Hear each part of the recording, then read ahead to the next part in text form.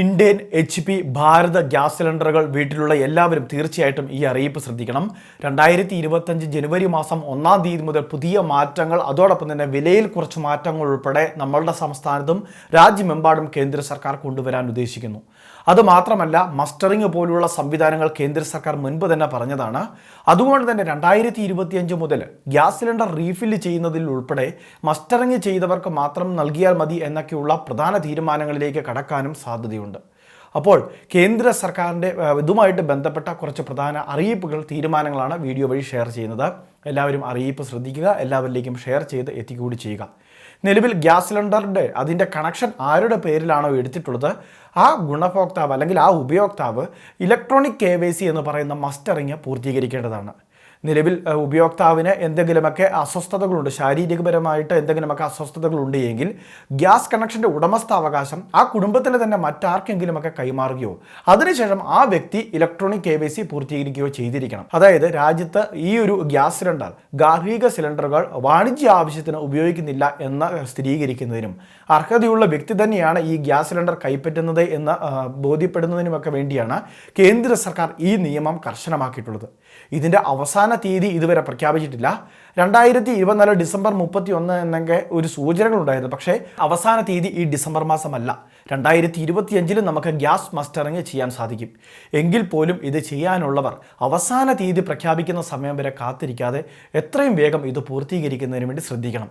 നമ്മളുടെ ആധാർ കാർഡ്, അതോടൊപ്പം തന്നെ ഗ്യാസ് കണക്ഷനുമായി ബന്ധപ്പെട്ട ആ ഒരു ബുക്ക്, അതോടൊപ്പം തന്നെ നമ്മളുടെ മൊബൈൽ ആധാറുമായി ലിങ്ക് ചെയ്തിട്ടുള്ള ഫോൺ, ഈ കാര്യങ്ങളൊക്കെ ആയിട്ടാണ് ബന്ധപ്പെട്ട ഏജൻസിയിൽ നേരിട്ടോ അല്ലെങ്കിൽ ഏജൻസി പല മേഖലകളിലും മസ്റ്ററിങ് ക്യാമ്പുകൾ സംഘടിപ്പിക്കുന്നുണ്ട്.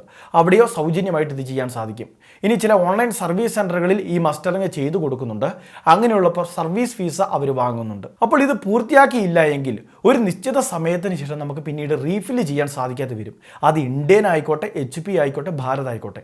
നമ്മളെ ഗ്യാസ് സിലിണ്ടർ, അതായത് ഗ്യാസ് തീർന്നു കഴിയുമ്പോഴേക്കും നമ്മൾ റീഫില്ല് ചെയ്യുകയാണ്. ഒരു ടോൾ ഫ്രീ നമ്പറിൽ വിളിച്ച് നമ്മൾ സിലിണ്ടർ ബുക്ക് ചെയ്യുകയാണ്, റീഫില്ല് ബുക്കിംഗ് ചെയ്യുകയാണ്. ആ ഒരു കാര്യം നമുക്ക് പിന്നീട് നടക്കാതെ വരും. അങ്ങനെ ഒരു വലിയ ബുദ്ധിമുട്ടിലേക്ക് പോകുന്നതിന് മുൻപ് ഈ ഗ്യാസ് മസ്റ്ററിങ് പൂർത്തീകരിക്കുന്നതിന് വേണ്ടി ശ്രദ്ധിക്കണം. ഇനി മറ്റൊരു പ്രധാനപ്പെട്ട കാര്യം ഗ്യാസിൻ്റെ വില വർധനവ് സംബന്ധിച്ചാണ്. നിലവിൽ 810 രൂപ മുതൽ 820 രൂപ വരെയാണ് ഗാർഹിക പാചകവാതക സിലിണ്ടറിൻ്റെ അടിസ്ഥാന വില. അതിൽ മാറ്റങ്ങൾ ഉണ്ടാകുമെന്നാണ് ഏറ്റവും പുതിയ റിപ്പോർട്ട് വരുന്നത്. 2025 ആകുമ്പോഴേക്കും പാചകവാതകത്തിനൊക്കെ വില വർധനവ് ഉണ്ടാകുമെന്നുള്ളതാണ് ഏറ്റവും പുതിയ അറിയിപ്പ്. ഇനി മറ്റൊരു പ്രധാനപ്പെട്ട അറിയിപ്പ് നൽകുന്നത്, നമ്മളുടെ ഈ ഗ്യാസ് കണക്ഷൻ ഇലക്ട്രോണിക് KYC ഒക്കെ ചെയ്തിട്ടുണ്ട് എങ്കിൽ കേന്ദ്ര സർക്കാർ നൽകുന്ന വിവിധ ആനുകൂല്യങ്ങൾ ലഭ്യമാകും എന്നുള്ളതാണ്.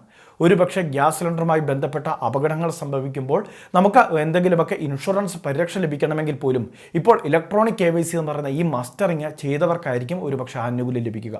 ഇനി അത് മാത്രമല്ല, സബ്സിഡി പുനഃസ്ഥാപിച്ചു കഴിഞ്ഞാൽ ആ ആനുകൂല്യം ലഭിക്കുകയും ഇലക്ട്രോണിക് KYC ഒക്കെ പൂർത്തീകരിച്ചിട്ടുള്ള, അതായത് മസ്റ്ററിങ് പൂർത്തീകരിച്ചിട്ടുള്ള ഉപയോക്താക്കൾക്കായിരിക്കും, അത്തരം ഗ്യാസ് കണക്ഷനുകൾക്കായിരിക്കും. ഇനി ഇത് മാത്രമല്ല, നിലവിൽ Ujjwal Yojana gas connection, BPL, AVM, ration കാർഡൊക്കെയുള്ള സാധാരണക്കാരായിട്ടുള്ള സ്ത്രീ ഗുണഭോക്താക്കൾക്ക് മാസം അല്ലെങ്കിൽ ഒരു സിലിണ്ടറിന് 300 രൂപ സബ്സിഡി എന്ന നിരക്കിൽ 12 സിലിണ്ടറുകൾക്ക് വരെ ഒരു വർഷം സബ്സിഡി ലഭ്യമാക്കുന്നുണ്ട്. 300 രൂപ ഇവരുടെ ബാങ്ക് അക്കൗണ്ടിലേക്ക് ഗ്യാസ് റീഫില്ലൊക്കെ ചെയ്ത് കഴിയുമ്പോൾ ലഭ്യമാകുന്ന തുകയാണ്. അപ്പോൾ ഇത്തരം സബ്സിഡി സ്കീമുകളുടെ ആനുകൂല്യം, ഉജ്ജ്വൽ യോജന കണക്ഷൻ ഉള്ളവർക്കൊക്കെ ആനുകൂല്യം ലഭിക്കണമെങ്കിലും ഇപ്പോൾ ഇലക്ട്രോണിക് KYC നിർബന്ധമാക്കിയിരിക്കുകയാണ്. അപ്പോൾ ഈ കാര്യങ്ങൾ തീർച്ചയായിട്ടും നിങ്ങളൊന്ന് ശ്രദ്ധിക്കുക, എല്ലാവരിലേക്കും ഷെയർ ചെയ്ത് എത്തിക്കുക. ഇതുപോലെ വിവിധ അറിയിപ്പുകൾക്ക് ചാനൽ സബ്സ്ക്രൈബ് ചെയ്യുക, ഫോളോ ചെയ്യുക.